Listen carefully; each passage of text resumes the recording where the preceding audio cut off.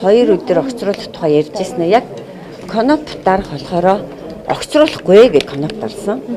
Тэгээ тэрийг үл би жоохон гайхаад огцруулах болчихж байгаа юм багтаа гэж бодсон л доо. Тэг нэгдүгээрт тий. Тэгээд бүр гайхаад учрыг нь олоогүй. Ямар арга хэрэглээд байгаа юм бол тийм үү? Уг нь огцруулна гэж ерөөсөө явж ирсэн. Яахаараа гинт огцруулахгүй гэд коноп дардсан болоо гэд гайхсан л доо. Нэгдүгээрт. За тэгээд бүлгийн шийдвэр гарсан. За би юу хэлмээр ин гэвэл ерөөсө хэдхэн сарын өмнө тий 2-3 сарын өмнө 5 жил болсон ерөнхий сайдыг огцруулах тухай асуудал дэгцээ. За 5 жил ерөнхий сайдаар ажилласан хүнээс бид жинхэнэ юу нэхэх ёстой вэ гэвэл үр дүн нэхэх ёстой. За би бол яг огцруулна гэдэг дээр хатуу исэн учраас би ямар үр дүнг өмслөж огцруулах дээр дарсан бэ гэвэл за нөгөө авилгын индекс чинь бүр баларсан тий 180 орноос 120 сүүл мушгсан 5 жилийн хугацаанд. За ардчлалын индекс бүр ухраад авторитар дэглэм гэсэн ийм англи руу орцсон. Сонгуулийн авторитар дэглэм.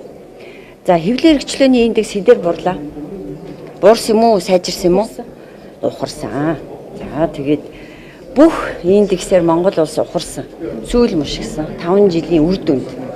Тийм учраас би оюун эрдэнэ ерөнхий сайдыг огцруулахын төлөө явсан. За тэр үед огцруулахгүй. Энэ 5 жил маш сайн ажил хийсэн. Тэгээ бүх индексээр урагшилсан гэж үзсэн юм уу яасан бөөмд огцруулахгүй гэд явж исэн хүмүүс өнөөдөр энэ 3 сар болж байгаа ерөнхий сайдыгаа огцруулна гэж явж ийн л та. А би бол нэг л зарчим барьдаг шударгас. Бөгөөд үнэн.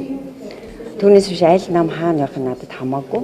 Зөвхөн шударгасны үүднээс бол яагаад 5 жилийн үр дүн нь 0 заасан байхад огцруулахгүйгээд өмөрөөд явж исэн улсууд өнөөдөр 3 сар болж байгаа ерхий сайд огцруулах гэж явж идэм болоо гэж би гайхаж байгаа. Нэгдүгээр. За дараагийн асуудал гэх юм бол төсөв. Төсөв өнгөрсөн 5 жил бүр 3-аас 5 их найдаар нэмэгдэж орж ирж байна. Тэгээ 125 их найдыг ерөнхий сайд оюун эрдэнэ зарцуулсан байна. Асар их мөнгө. Хэдэн цахилгаан станц барих мөнгө. Гэтэл нэг ч цахилгаан станц баригдаагүй. Тэгээ энэ 125 их найдыг яасан юм бэ? Юунд өрсөн юм бэ? Энэ их мөнгө орж ирж байхад ялангуяа одоо манай нүүрсний үн асар өндөр байх үед яагаад энэ хөөрхий одоо удамжин жагсаж байгаа эмч багш тэтгэврийнхнийга цалин тэтгэврийг нэмээгүй юм бэ? Өнгөрсөн 5 жил. А тэр үед нь яагаад энэ одоо өмөрч хийсэн гишүүд нь хариуцлага бас нэхээгүй юм бэ? Яагаад нодлон биш л дээ. Хэдхэн сарын өмнө цалин нэмье гэж яхад нь сонсоогүй юм бэ? Боломжгүй гэд байсан юм бэ? Тэгээ өнөөдөр болохоор нэмээчээ гэд ингэ шахаад байгаа юм. Би энийг харьцуулж ярьж байгаа байхгүй яа гэвэл нөгөө шударгасны үднээс асуудал бол ерөөсөө шудраг бус гэдэг л байдаг.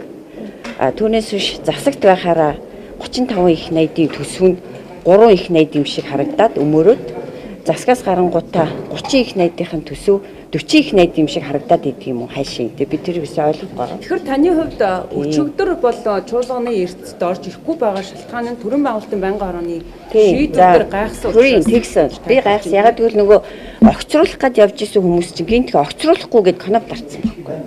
Тэгэхээр чи би чи гайх шүү дээ. Огцруулах шийдвэр тэрний дараа гарсан шүү дээ. Тэгэхээр та ямар За би бол бүлгийнхаа байр суурийг илэрхийлнэ. За хоёрдугаарт үндсэн хуулийн дор бүгд амьдардаг. Тэгэхээр үндсэн хуулинд юу гэж заасан бэ гэвэл тухайн одоо огцруулахыг хүссэн тэр саналыг дэмжих хэсгээр санал хураана гэж. 43-ийн 1 байгаа баха. Огцруулахыг хүссэн саналыг одоо олонх нь дэмжих юм бол гэд энэ хоёр үгээ хойц огцруулах дэмжих гэд.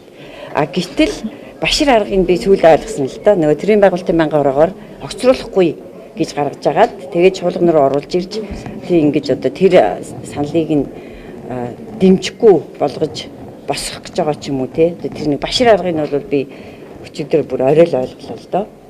Тэгэхээр төрөөр бол ингэж тоглож болохгүй ардын нам. Ардын нам бол одоо 104 жилийн түүхтэй яг алдаач байгаа бах. Гэхдээ оноо дийлэх юм л дээ. Одоо 20 дугаар зууны түүхийг авч үзэх юм бол өөрснийхөө дарганараас ахуулаад цаазалсан, хэлмэгдүүлсэн ийм түүхтэй нам. За одоо 21 дугаар зууны ардын намын түүх бол хулгайч, авилгач нам. Ардын нам биш, авилгачдын нам болж хуурчээ гэж би бол дүгнэж байна. За дахиад энэ ардын намыг ингээд дүгнэх юм бол 2 хэсэг хуваагдсан юм байна. За нэг нь бол одоо нүүрсний хулгайчтай тэмцээд байгаа мүү гэж харагдаж байна. Сүүлийн бараг 2-3-7 хоногийн турш нүүрсийг хэрхэн хулгайлсан талаарх баримтуудыг дийлгэж байна. За нөгөө тал нь одоо энэ нүүрстэй холбоотой асуудалд холбогдож байгаа юм шиг байгаа юм. Өнөөдөр тэгэхээр шийдвэр гаргах юм бол тэгэхээр одоо зүгээр нэг нүүрсний хулгайч зогсохгүй одоо гадны байгууллагуудаас бас 20 сая доллар авсан асуудал яригдж байна тий. Тэгээ энийг одоо яагаад авсан, дарамтлж байгаад авсан, мөрөөглөж байгаад авсан би тэрийг мэдэхгүй байна. Тэгэхээр зүгээр нэг авилга авдаг төдийгүй одоо албан тушаалаа уруулаа ашиглаж, дарамтлж одоо мэдэхгүй рэгдэлж авдаг юм яа би мэдэхгүй байна. Тэгээ тэр авсан 20 сая доллар нь одоо хөл бөмбөгийн хүүхдүүдийнх нь хөл бөмбөгийн зардалд орсон юм шиг тий. Асар олон маш муухай одоо баримтууд дэлгэгдэж штэ. Тэгэхээр нэг тал нь ийм баримтуудыг гаргаад байгаа юм. Тэгэхээр энэ баримтуудын дагуу хариуцлага хүлээх ёстой гэж үзээд байгаа юм шиг байгаа. Нэг тал нь одоогоор энэ ерөнхий сайдын тал нь. За нөгөө тал нь болохоор энэ бүгдийг нь үгүйсгээд ийм гэмт хэрэг үлдээгүй гэдэг юм шиг байгаа. Тийм учраас шүүхээр бол тогтоох ёстой. Үнэхээр ийм амар 20 сая бол наазахын асуудал, долларын асуудал байна, нүүрсний хэдэн тэрбумын асуудал байна. Эдгээр асуудлыг хийсэн юм уу, юм уу? Энийгээ тогтоолгооч гэдэг асуудлыг бол би хүлээн зөвшөөрч байгаа. Одоо гол нь бүлэг бод хоёулангийн л огцруулъя тийм ээ төрийн гацаанаас гарыг л гэж шийдээд байгаа юм шүү дээ. Өчигдөр бол тэгэхээр шалтгаан нь бол эрдэнэ одоо бүрдсэн. Тэгэхээр өчигдөр оройны яг өчигдөр орой бол гишүүд бол бас тараа явцгаад гайхсан багтал, бодилсан багтал. Нөгөө огцруулна гэж явж исэн улсууд нь ташраараа огцруулахгүй гэд канад дарахаарч одоо бид нар юу гэж ойлгох вэ? Та одоо тухайлбал ерөнхий сайдыг огцруулах гэдэг дээр ямар канад? Би бол бүлгийнхаа шийдвэрийг дагна. Ардсан нам бол одоо энэ 3 одтой ийм шийдвэр гаргасан учраас одоо бүлгийнхаа шийдвэрийг бол би дагна. Гэхдээ шудраг усны үүднээс авч үзэх юм бол 5 жил болсон ерөнхий сайд 125 их 80-ыг зарцуулаад нэг ч цахилгаан станц бариагүй, тэтгэврийнхний тэтгэврийг нэмээгүй, багш одоо эмчнэрийн цалин нэмээгүй байхад нь алтан сайхан ерөнхий сайдыг минь хизээж бүү огцруулаа. Засаг доктортой байх ёстой гэжсэн хүмүүс 3 сар болсон ерөнхий сайдыгаа одоо ингэж ерөөсөө бозруулаа. Тул одоо огцруулъя гэдэг нь миний одоо өнцгөөс шударгын өнцгөөс бол гайхаад байгаа байхгүй да. Түүнээс биш бол тусдаа дээр шийдвэр гаргах юм бол энэ одоо үндсэн хуулийн зөрчилдөөгөөр төрийн эрхийг үндсэн хуулийн зөрчил үзэж болно шүү дээ. Яагаад одоо за би дахиад нэг юу яа. Би дахиад нэг хуулийн заалт хийлье. За одоо 43-ийн 1 дээр үндсэн хуулийн дээр заасан маа шүү дээ. Огцруулахыг дэмжих хэсэг байхгүй да. Тэгж томьёолж оруулж ирнэ. Гэтэл эдгээр нөгөө төрийн байгуулалтын байнгын хорон дээр хийсэн башир арга ашиглаж одоо юу гэж томьёолж оруулах гэдэг зайлийг нь бол бид нар мэдчихлээ. За хоёрт улсын хурлын чуулганы дэгийн тухай хууль гэж байгаа. Тэр дэгийн тухай хуулийн 101-ийн баг 3 дээр энэ маш тодорхой бичсэн байгаа. Байнгын хорооны шийдвэрийг танилцуулна. Зүгээр танилцуулах байхгүй юу? Тэр байнгын хорооны шийдвэр дээр үндэслэж санал хураахгүй. Та нар шалгаад үзээрэй. Дэгийн тухай хуулийн 101-ийн 3 зүгээр танилцуулна. Тэгээд яг шийдвэрийг бол юун дээр үндэслэж гаргах вэ гэвэл одоо энэ сайн зориг нарын гаргасан тэр санал дээр үндэслэнэ. Гэтэл одоо энэ огцруулах байгаа хүмүүс маань үндсэн хууль зөрчөөд өөрснийхөө тэр башир аргыг хэрэгжилж тэр санал хураалгасан тэр томьёолол дээрээ санал хураалгах гэдэг нь өөрөө үндсэн хуулийг зөрчиж байна. Парламентын засаглалт ер нь дарангуул тогтож аюул нүүрлэх гэсэн мэдээлэл дарангуул бол ер нь бүтэн 5 жил одоо ерөнхий сайд хийсэн хүн дарангуул тогтооцсон байсан шүү дээ. Та бүхэн анзаарсан бол үг хэлж болохгүй. Ялангуяа ерөнхий сайд оюун эрднийг шүүмжиллээ л бол тэгэл маргааш нь тэр хүн бол ерөөсөө хужаа болдог шүү дээ. Тэгээ одоо намайг бол ерөөсөө ямар ч хамаагүй MCS гэдэг компанитай холбогддог. Би MCS гэдэг компанид ямар ч хамаарал бүр 0 байхгүй. Тэгэнгүүт MCS ухаан удаг гэдэг нэг юм дайсан гаргаж ирээд тэгэл ерөөсө бүх шөмжилсэн хүмүүсийг тийшээ аваачаал нааж идэг. Энэ чинь хар технологи байхгүй юу? Энэ чинь дэлхийд даяар хийгддэг ийм хар технологи буюу башир арга. Тэгсэн мөртлөө одоо өөрснөө бол би хэлээд байгаа ш. 7 хоног болгон тэр MCS-ийнхаа захиралтай уулздаг байсан шүү дээ.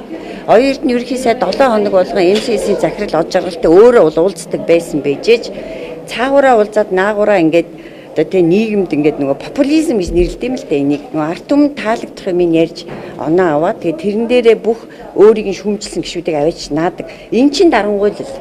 Одоо би бас нэг айж байгаа зүйл гэвэл ерөөсөө арчил энэ юу юм бэ хамаагүй юм уу? Улсын хурлын гишүүд засгийг шүүмжилж юу болохгүй юм биш үү? Би бол одоо тэгж боддог болсон зүйлдээ. Шүүмжлэл бол тэгэл бурууддаг байхгүй. Ерөөс тэр нэг гүтгэлгийн хонглоор чирүүлдэ шүү дээ. Бүтэн чирүүлнэ. Болохоор өөрөө үг хийж асуулт хариулт явахгүйгээр намайг хөсрүүлээд өгөөч гэж хүсэл тавьсан байлээ л дээ. Энэ ёс зүйн талаас улс төрчийн талаас зөв үйлдэх юм уу? Юунд хариулахгүй буй гэх юм өөрөө.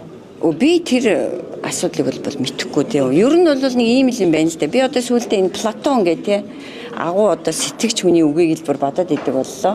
Юу гэвэл хууль гэж нэг юм байна. Ухамсартай, ёс зүйн өндөртэй хүмүүст бол хууль хэрэггүй гэж байгаа. Огт. Яагаад гэвэл тэд нар хуультай хуйлгүй, ёс суртахуунаа дагаад дандаа зөв юм хийнэ. За дахиад ёс суртахуунгүй одоо юу гэдгийг ёс зүйгүй хүмүүст дахиад хууль хэрэггүй гэж байгаа. Яагаад тэгэхээр тэд нар тэртээ тэргүй хуулийг дагахгүй зөрчинө. Хуулийн цоорхойг хайна. Үргэлж хуулийг зөрчихийг хүснэ гэж байгаа. Тэгэхээр хууль юу нь юунд хэрэгтэй юм бэ гэдэг асуултыг би бүр саяхан өөртөө хүртэл тавьдаг боллоо. Тэр хүний ёс суртахуун гэдэг бол хамгийн чухал зүйл. Хуулиас үл хамаарч. Тэгэхээр одоо тэр хүн юу гэж бодож хариулахгүй гэж байгааг би бол мэдэхгүй.